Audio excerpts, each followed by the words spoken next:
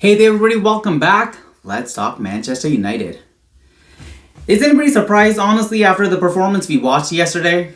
I am surprised in terms of the result. I really did not think that we would lose yesterday. I honestly did not think we would drop points, but the more and the more I thought about the game yesterday, I think back and honestly, I am not surprised. Going into the game, I was very optimistic like a lot of people.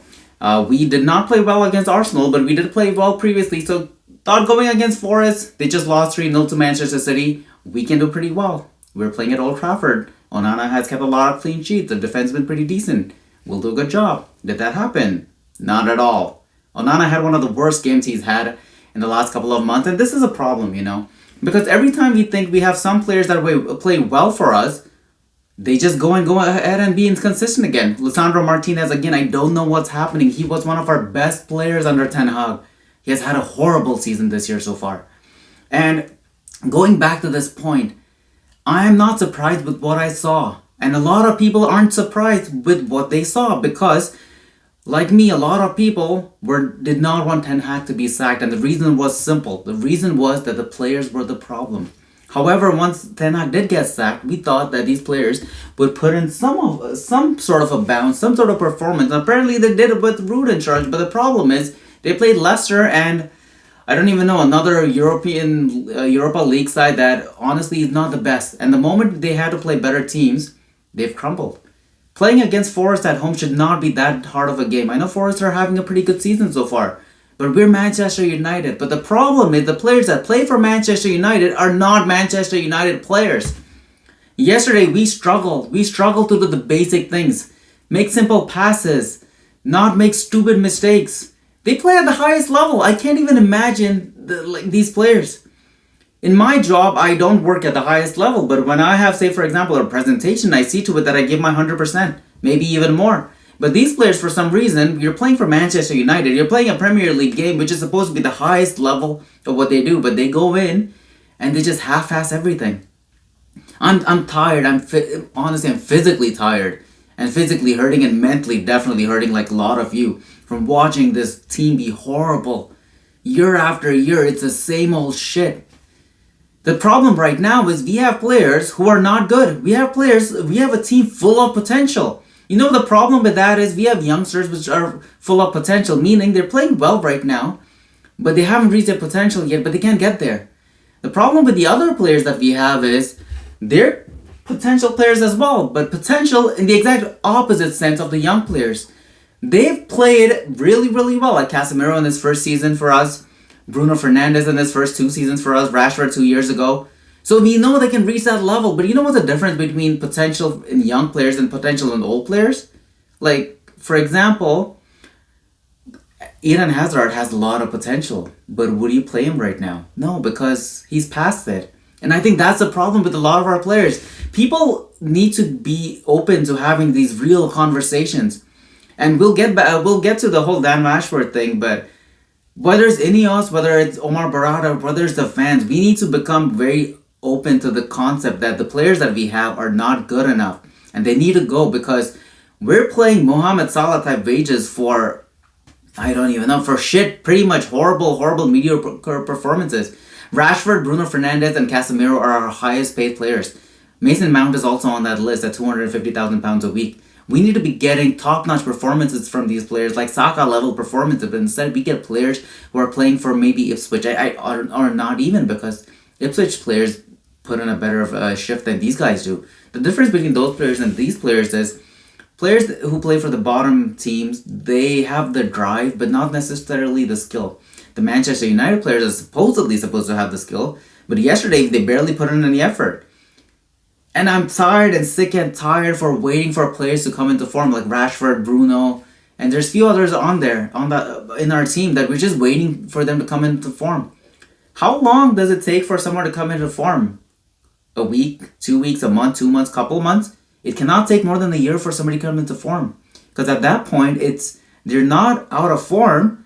They've just dipped in performance, and that's the problem with our Manchester United squad. We have a lot of players who we think have a lot of potential, but the problem is the younger players have potential, but the older players, they're out, they're done. Their potential were their glory days a couple years ago. They cannot play at this level anymore. And then United, we're going to have the same problem. The good thing is, with Amorim coming in, and with the season we've had so far, it's become very obvious to a lot of people that the problems weren't Ten Hag. The problems are the players, and the problems is our recruitment department. Apparently, from the news that we heard today, Dan Ashworth is no longer with Manchester United. It is one of the most stupidest and dumbest sagas that I've ever seen. We spent 8 months or so trying to get him, and then once we get him, within 5 months, we part ways. I know it says mutual agreement, but in all honesty, it's a sacking. You don't mutually leave within 5 months of starting after the whole saga they had to try and get him. So it is clearly a sacking, and some of the reports coming out say that Sir Jim Ratcliffe wasn't happy with the recruitment done this summer. And honestly, it wasn't good enough.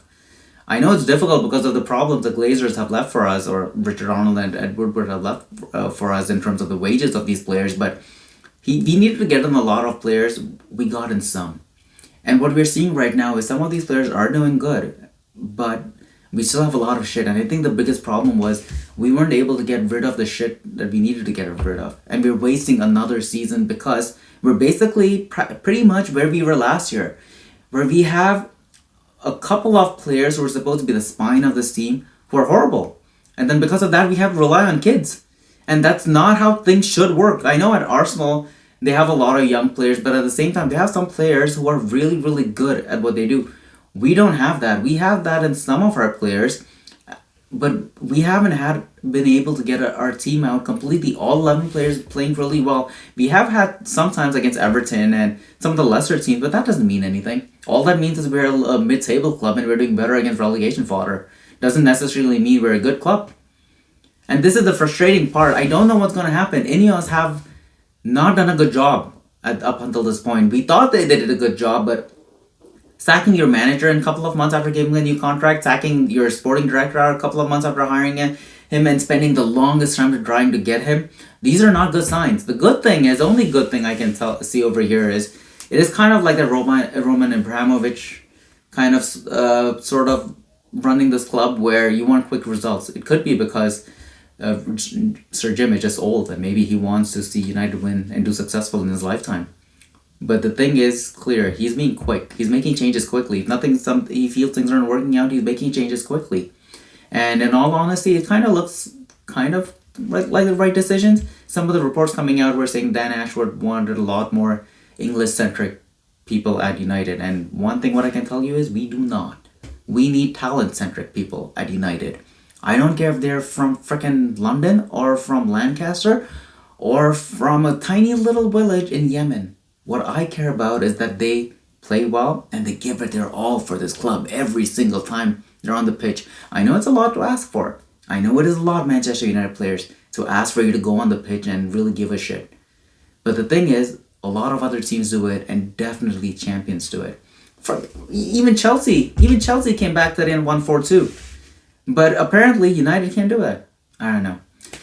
I just hope that everything that happens and all the decisions that Ineos make and Ruben Amorim make are for the good of this team, and by the end of the season we can all be happy. We at least win the trophy. But as things stand right now, all we have at this moment is hope and the promise that we have a manager who will do things well, and the promise that we have a lot of players full of potential.